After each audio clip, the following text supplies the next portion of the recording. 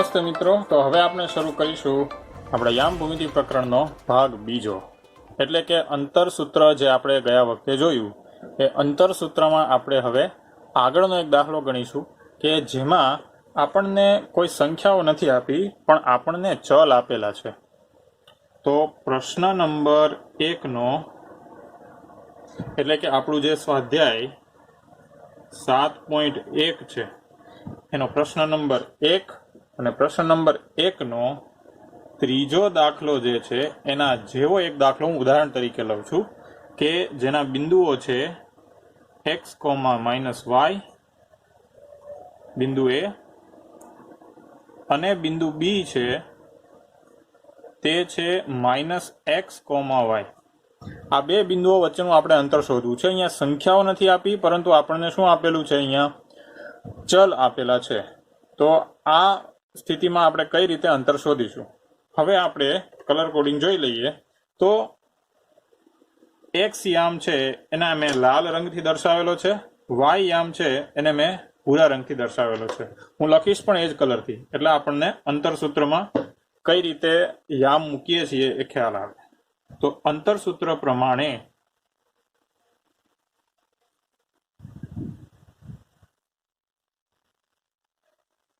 AB બરાબર, સૌથી પહેલા આપણે કોઈ સૂત્ર લખીશું x1 - x2 નો સ્ક્વેર, x યામના તફાવતનો વર્ગ વત્તા y1 - y2 નો વર્ગ બરાબર. હવે અહીંયા x યામ માટે આપણે લાલ રંગથી લખશું x1 એટલે કે x1 તરીકે અહીંયા આ છે, y1 તરીકે અહીંયા ટૂંકમાં પ્રથમ બિંદુના x અને y યામ, બીજા બિંદુના x અને y યામ y2. હવે આપણે જોઈશું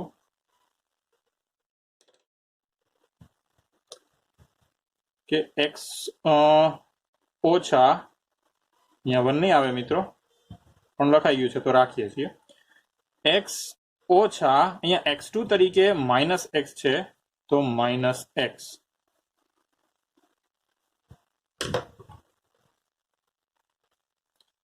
વત્તા y1 તરીકે અહીંયા -y છે તો -y ઓછા y2 તરીકે અહીંયા છે y, તો એ y આપણે એમને એમ લખીએ અને અહીંયા વર્ગમૂળ કરીએ છીએ. હવે આ વર્ગમૂળ છે મિત્રો એ ખાસ આપણે અહીંયા પૂરું કરવું જોઈએ જેથી આ વર્ગ છે એ 12 છે એવું ના લાગે એટલા માટે, બરાબર છે.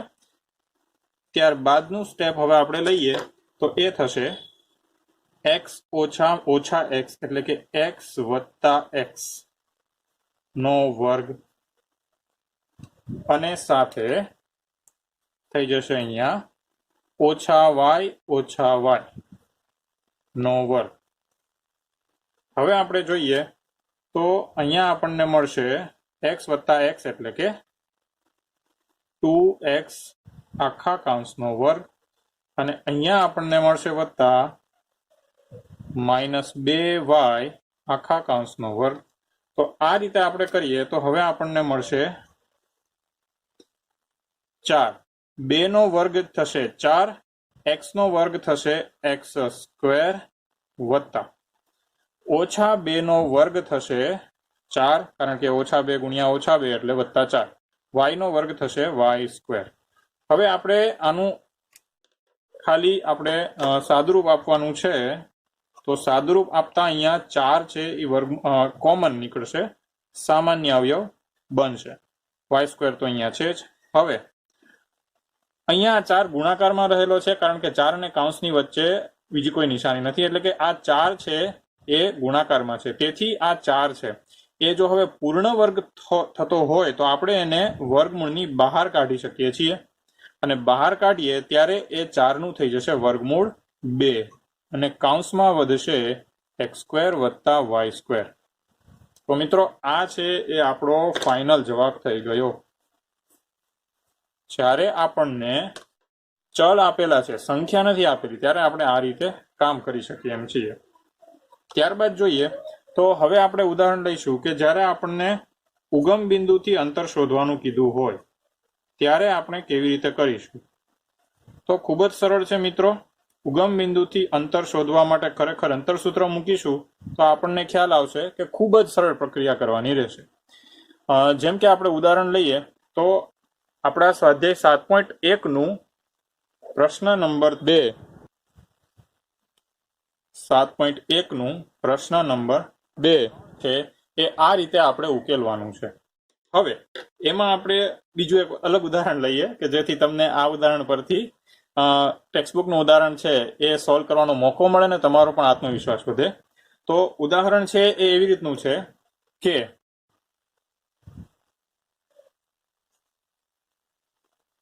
ઉગમ બિંદુથી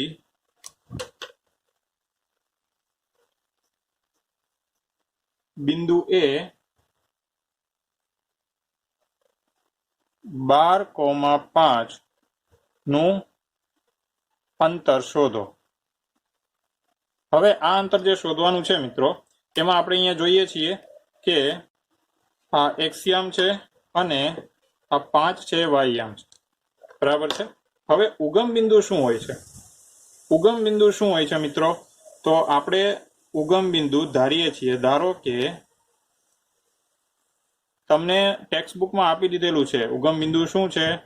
O 0,0 એ આપણું ઉગમ બિંદુ છે. તો આ રીતે આપણે ઉગમ બિંદુ લઈએ તો અંતર સૂત્ર પ્રમાણે શું થશે? અંતર સૂત્ર મુજબ કરતા આપણને અહીંયા મળશે AO બરાબર વર્ગમૂળમાં. હવે મિત્રો આપણે સૂત્ર લખીએ તો શું થશે? x1 ઓછા x2 નો વર્ગ અને વત્તા y1 ઓછા y2 નો વર્ગ. આ થઈ ગયું આપણું સૂત્ર. હવે આ સૂત્રમાં આપણે કિંમતો મૂકીએ તો કિંમતોમાં આપણે જોઈશું કે આ જે છે એ આપણું x1 છે, આ છે આપણું x2 છે, અહીંયા છે આપણું y1 અને અહીંયા છે આપણું y2. તો હવે આ કિંમતોને આ સૂત્રમાં મૂકતા આપણને આગળ હવે મળશે કે વર્ગમૂળમાં x1 ઓછા x2 એટલે કે 12 ઓછા 0. તો વર્ગમૂળમાં 12 ઓછા 0 નો વર્ગ વત્તા y1 ઓછા y2. y1 છે 5, y2 છે 0. 5 ઓછા 0 નો વર્ગ. હવે આ શૂન્યને ગણતરીમાં ન લઈએ તો પણ ચાલે, બરાબર છે, કારણ કે એનો ગણતરીમાં લેવાનો કોઈ અર્થ થતો જ નથી. તો એટલા માટે હવે 12 ઓછા 0 એટલે કે 12 અને 12 નો જ વર્ગ છે 144, બરાબર છે. અને ત્યારબાદ વત્તા હવે આપણે લઈશું 5 નો વર્ગ છે એ 25 છે, બરાબર છે. તો આ રીતે આપણને x અને y માટે કિંમતો મળી. હવે એ કિંમતોનું સાદુરૂપ આપીએ તો 144 વત્તા 25 કરી આપણને મળશે 169 કે જે ખરેખર 13 નો વર્ગ છે. એટલે 169 નું વર્ગમૂળ કરીએ તો એ થશે 13. તો આ રીતે આપણને ઉગમ બિંદુથી અંતર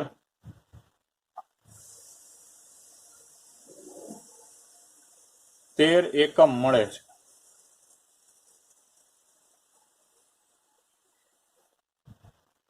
તો મિત્રો આ રીતે આપણો આ દાખલો છે એ પૂરો થાય.